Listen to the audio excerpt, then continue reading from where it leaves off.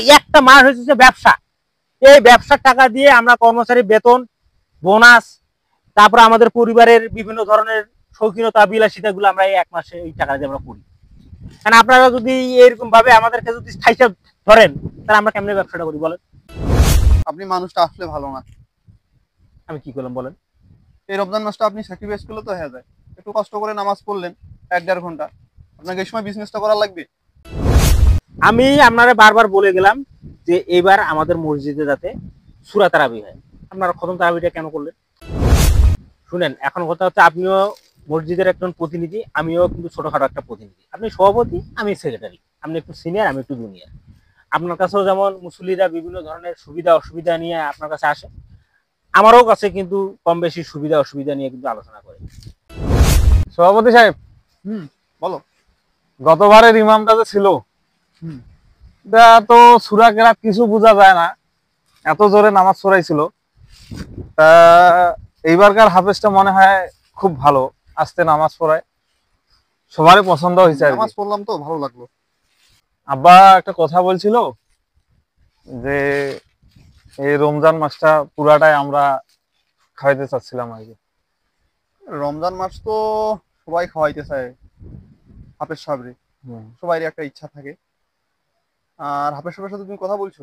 হ্যাঁ, হাফেজ সাহেবের সাথে কথা হয়েছে আমার। হাফেজ সাহেব বলছে যে সভাপতি যা বলবে তাই হবে আর কি। সবাই খাওয়াইতে চায়, এভাবে তো সম্ভব হবে না পুরা মাস খাওয়ানো। ফাঁকে ফাঁকে যেদিন থাকবে আমি বলে দিব তোমাকে আগের দিন। তাহলে কি আজকে আমাদের বাসায় খাবে?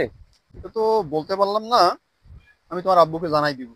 ঠিক আছে সভাপতি সাহেব, আসসালামু আলাইকুম। ওয়ালাইকুম আসসালাম। আচ্ছা যাও।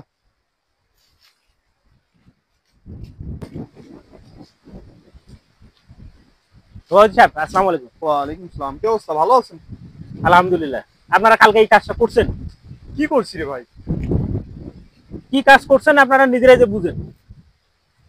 না, এমন কোনো ভুল কাজ তো করিনি। আমি আপনারা বারবার বলে গেলাম যে এবার আমাদের মসজিদে যাতে সূরা তারাবি হয়। আপনারা খতম তারাবিটা কেন করলেন? আপনি তো এখন সেক্রেটারি সাহেব, আপনার তো একটা দায়িত্ব থাকার প্রয়োজন। আপনি শেষ মিটিং এ ছিলেন বলেন তো? না, আমি ওই একটু মানে ব্যস্ত ছিলাম। আপনি দায়িত্বের প্রতি খুবই অবহেলা, আর শুধু ক্লেম নিয়ে আসেন। শুনেন, এখন কথা হচ্ছে আপনিও মসজিদের একজন প্রতিনিধি, আমিও কিন্তু ছোটখাটো একটা প্রতিনিধি। আপনি সভাপতি, আমি সেক্রেটারি। আপনি একটু সিনিয়র, আমি একটু জুনিয়র। আপনার কাছেও যেমন মুসল্লিরা বিভিন্ন ধরনের সুবিধা অসুবিধা নিয়ে আপনার কাছে আসে, আমারও কাছে কিন্তু কম বেশি সুবিধা অসুবিধা নিয়ে কিন্তু আলোচনা করে। এখন আমি যেহেতু ব্যবসায়ী, এখন আমাদের তো একটা ব্যবসায়িক গোষ্ঠী আছে। এই ব্যবসায়িক গোষ্ঠীরা আমার কাছে আসে অভিযোগ দিল যে সেক্রেটারি সাহেব আপনি থাকতে এই এই কাজটা কেমনে হলো। আমি বললাম যে কেমনে, কি কাজ? কয় আপনি ওই সূরা তারাবি না করে আপনি খতম তারাবি ব্যবস্থা করছেন। তখন আমি বললাম যে আমি তো সেদিন ছিলাম না, সভাপতি সাহেব ছিল, ওনাকে আমি দায়িত্ব দিয়ে আসছি। এই যে আপনার হলো খতম তারাবি করতে গিয়া এই যে 8টা থেকে 10টা পর্যন্ত এই যে 2 ঘন্টা, এই 2 ঘন্টা যে আমাদের নামাজ পড়তে যে খরচ হইলো, এই টাইমটা হচ্ছে আমাদের ব্যবসায়িক টাইম। এই সময় উমধুম ব্যবসা আপনারা কি করলেন? খতম তারাবি দিতে যায় আপনারা কি করলেন? আমাদের ব্যবসা বাদ দিয়ে দিলেন। কোনো কথা বললেন আপনি? আপনি তো মিটিং এ উপস্থিত ছিলেন না এক কথা, আবার সেদিন এটা আপনারা বা আমার কিন্তু না, এটা হচ্ছে একটা জামাতে সবাই সিদ্ধান্ত দিল যে এবার আমরা খতম তারাবি করব, সেজন্য তো হাফেজ না না, এখন এই জিনিসটা এখন আপনাকে তো সব সাইড বিবেচনা করতে হবে সভাপতি সাহেব। আপনাকে সাধারণ মানুষের বক্তব্য শুনতে হবে, ব্যবসায়ী গোষ্ঠীর বক্তব্য শুনতে হবে, ঠিক আছে? আর আপনাকে সবচেয়ে বেশি মাথায় রাখতে হবে এই রমজান মাস, এই রমজান মাসটা কিন্তু সম্পূর্ণ কিন্তু যারা ব্যবসায়ী তাদের উপর কিন্তু অনেক কিছু নির্ভর করে। আমরা যদি ঠিকমতো ব্যবসা না করি, পণ্য যদি সাপ্লাই দিতে না পারি। আপনি মানুষটা আসলে ভালো না। আমি কি করলাম বলেন? এই রমজান মাসটা আপনি স্যাক্রিফাইস করলে তো হয়ে যায়। একটু কষ্ট করে নামাজ পড়লেন 1-1.5 ঘন্টা, আপনাকে এই সময় বিজনেসটা করা লাগবে। শুনেন, এটা হচ্ছে আপনি বলতেছেন এখানে ব্যবসা, এখানে কিন্তু সেবাও আছে, আপনাকে খেয়াল করতে হবে। আমি যদি সময় মতো দোকানদারি না করি, কত কাস্টমার আমার দোকানের সামনে এসে ভিড় করে আপনি জানেন? এই লোকগুলো কষ্ট করবে না? আমার কথা শুনেন, আমার একটা জিনিসের প্রয়োজন, হ্যাঁ, অবশ্যই উনি অপেক্ষা করবে সেবাটা পাওয়ার জন্য। কিন্তু আমার যে লস হইতেছে সভাপতি, এটা তো আপনাকে ভাবতে হবে। লস আপনারই শুধু লস? শুনেন, আমি আপনার একটা কথা বলি, আপনি তো ব্যবসা করেন না, আপনি ব্যবসা কি বুঝবেন? এই 11 মাস আমরা কিন্তু যে ব্যবসা করি এটাতে আমাদের কর্মচারী বেতন হয় না। আর একটা মাস হচ্ছে ব্যবসা। এই ব্যবসার টাকা দিয়ে আমরা কর্মচারী বেতন, বোনাস, তারপরে আমাদের পরিবারের বিভিন্ন ধরনের শৌখিনতা বিলাসিতা গুলো আমরা এই 1 মাসে এই টাকা দিয়ে আমরা করি। কারণ আপনারা যদি এরকম ভাবে আমাদেরকে যদি ঠাইসা ধরেন, তাহলে আমরা কেমনে ব্যবসাটা করি বলেন? আপনার ব্যবসা হালাল না। আপনি কেমনে বললেন আমার ব্যবসা হালাল না? কেমনে হালাল? আরে আল্লাহ রাসূল বলছে ব্যবসা হচ্ছে হালাল জিনিস। এই যে ব্যবসার মধ্যে পণ্য লেনদেন হয় সেই ব্যবসাটা হালাল। আমি তো আর সুদের ব্যবসা করি না, যে মনে করেন যে টাকা দিয়ে টাকার ব্যবসা। আমি হলো আমার পণ্যের ব্যবসা, আমি আপনাকে পণ্য দিলাম, আপনি আমাকে টাকা দিলেন। আপনি তো মার্কেটে সিন্ডিকেট ব্যবসা করেন। এই সিন্ডিকেটের কি? আপনি যে হালাল বললেন, আপনি তো সিন্ডিকেট ব্যবসায়ী। কেমনে বলেন তো? সিন্ডিকেট ব্যবসাটা কেমনে হলো বলেন? এটা বলার লাগে? আচ্ছা, আপনি গোডাউনে কতদিন থেকে মাল রাখছেন বলেন তো? আমার মাল তো কোনোবার আমি খালি হইতে দেখিনি। মাল শেষ হয় আবার মাল ঢুকায়, মাল শেষ হয় মাল ঢুকায়। মিনিমাম 1 বছর হয়ে যাচ্ছে আপনার গোডাউনে মাল স্টক করে। 1 বছর, কিছু কিছু মাল আছে আবার হলো 2 বছরই মাল আছে। বিশেষ করে এই যে মালগুলোর এক্সপায়ার ডেট নাই, লৌহজাত জিনিসগুলো। কারণ আমার দোকান তো বিভিন্ন রকম মাল আছে, টিউবওয়েলের মালও আছে, মেশিনের মালও আছে, ঠিক আছে। আবার মনে করেন যে এই মুদির মালও আছে, বড় দোকান না। কেন আপনি জানেন না যে 40 দিনের বেশি মাল স্টক করা যায় না? শুনছিলাম, শুনছিলি? কিন্তু এরকম আমার একজন কইলে যে জাল হাদিস। জাল হাদিস? হ্যাঁ হাদিসও জাল হয়? হ্যাঁ, কইলো যে জাল হাদিস কোনো অনেক হাদিস আছে না, যে হাদিসগুলোর কোনো ভিত্তি নাই। আমি একজন হুজুরে জিজ্ঞাসা করছিলাম, এগুলা এগুলা আপনার কোনো ভিত্তি নাই, কারণ মাল গুটানে বেচা বিক্রি না হলে এটা কি করবেন? মাল তো গুটানে থাকবে। ওটা গেল। আরো তো অনেক জনে অনেক ক্লেম দেয় আপনার নাম। কি ধরনের ক্লেম? আপনি 1 কেজি মাল যদি কোথাও বিক্রি করেন, 900 গ্রাম, 920 গ্রাম এরকম দেন। শুনেন, এখন ওই যে আমরা যে পাথরগুলো ইউজ করি, এই পাথরগুলোর বিভিন্ন কোম্পানির আছে।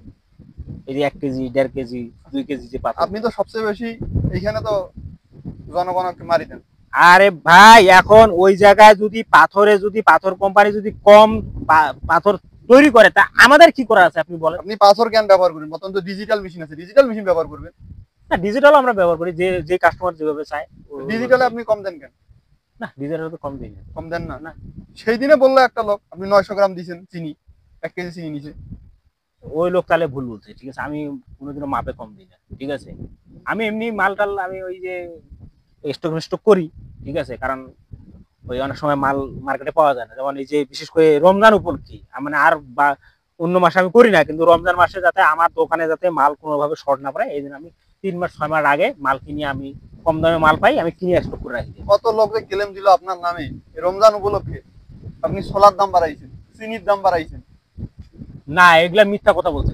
খেজুরের দামও বাড়াইছেন। না না, এটা আমরা বলি বাজার দর বলতে তো একটা জিনিস আছে, আপনাকে বাজার দর মানতে হবে না। অন্য দোকানে যা দাম রাখে, আমার দোকানে আমি সেম দামটা রাখি। কিন্তু আমি ব্যবসাটা কোন জায়গায় করি আমি আপনাকে বলি। আমি মনে করেন এই এখন যারা মাল বেচা বিক্রি করতেছে, তারা তো অনেকেই আমার কাছ থেকে মাল নেয়, ঠিক আছে। কিন্তু আমি এই মালটা 3 মাস 6 মাস আগে কিনে রাখছি, তখন কিন্তু মালের দাম কমছে। এই রমজান উপলক্ষে কিন্তু দাম কিন্তু বাড়ে যায়, অটোমেটিক বাজারে বাড়ে যায়। আপনি দেখবেন যে গোটা মার্কেট আপনি খুঁজে দেখবেন, খোলা সয়াবিন তেল আপনি 200 টাকা নিচে পাবেন না, 200 টাকা কেজি। তা এটা কি হালাল ব্যবসা? সবাই বিক্রি করতেছে, আমি সবাই বিক্রি করলো তো হবে না, এটা কি হালাল ব্যবসা? আপনি আমাকে বলেন। আরে বাজার যদি 200 টাকা কেজি যায়, তাহলে আমি 200 টাকা কেজি বিক্রি করবো আপনি না? মালটা কিনছেন যদি 100 টাকা, আপনি 200 টাকা কেন বিক্রি করবেন? তা আমি ব্যবসা করলে আমাকে লাভ করতে হবে। এই যে আপনি ব্যবসা করতেছেন, আপনি 6 মাস আগে যে মালটা নিয়েছেন 100 টাকা, ওটা এখন 200 টাকা রেটে বিক্রি করতেছেন। আপনি তো লাভটা সীমিত করতে পারেন, 10 টাকা লাভ নেন 110 টাকা, বা 20 টাকা লাভ নেন 120 টাকা বিক্রি করেন। তা আপনি সিন্ডিকেট ব্যবসা করেন না? না, ওইখানে হয়েছে কি, সব হিসাব আমাদের তো একটা সমিতি আছে, আমরা তো জানি, ব্যবসায়িক বণিক সমিতি। ওই সমিতিতে আমাদের যেটা সিদ্ধান্ত হয়, যেটা হচ্ছে যে আমাদেরকে এক রেটে মাল বিক্রি করতে হবে, মানে অর্থাৎ গোটা বাজার মিলে যাতে একটা পণ্য, মনে করেন যে ছোলা 110 টাকায়, আমরা যাতে সবাই 110 টাকা বিক্রি করি, ঠিক আছে। মানে না, আমি 110 খুবই টাকা। লজ্জিত আপনার কথাবার্তা শুনে। আপনি একজন মসজিদের সেক্রেটারি সাহেব হয়ে আপনার এরকমের কুকাণ্ড আমার খুবই খারাপ লাগলো। দেখেন, এখনো সময় আছে, আপনি ভালো হন, মানুষটা ভালো হন। আপনি দেখেন বাইরে যে কান্ট্রি গুলো আছে, কোনোদিন লক্ষ্য করছেন তারা নিজের পকেটে টাকা খরচ করে রাস্তার উঁচু উঁচু জায়গায় ইফতার বিভিন্ন ধরনের খাবার রাখে, যাতে মানুষ খুবই ব্যস্ততার ভিতর এখান থেকে খাবারটা নিয়ে তারা যাতে ইফতার করতে পারে। তারা নিজেদের সম্পদের জাকাত দেয়। আপনি কি আপনার সম্পদের জাকাত দেন? দেই কিছু আর কি, আসলে ওইভাবে তো আর হিসাব নিকাশ। এখনো সময় আছে, ভালো হন, ভালো হন। আপনার ক্লেম আমি মানতে পারবো না। আর আপনাদের মতো 2-4টা সিন্ডিকেট ব্যবসায়ীর জন্য আমাদের সমাজ আটকে থাকবে না, বুঝতে পারছেন? আমার যেটা খতম তারাবি হবে। আপনি যদি পড়তে না পারেন তাহলে পড়বেন না, কোনো সমস্যা নেই, আপনি এখন যাইতে পারেন। কাজটা কিন্তু ঠিক করলেন না। কাজ ঠিক না, আপনি ভাবেন যে কথাগুলো বলছি এগুলো শুনেন। পস্তাইতে হবে একদিন কিন্তু। ঠিক আছে, আপনি যান, আপনি মসজিদের পুরো কমিটি কিন্তু আমার অর্ধেক টাকায় চলে কিন্তু। আপনার মতো সেক্রেটারি আমার দরকার নেই, আপনি যান। আচ্ছা, প্রয়োজন হবে কিনা সেটা আমিও দেখবো।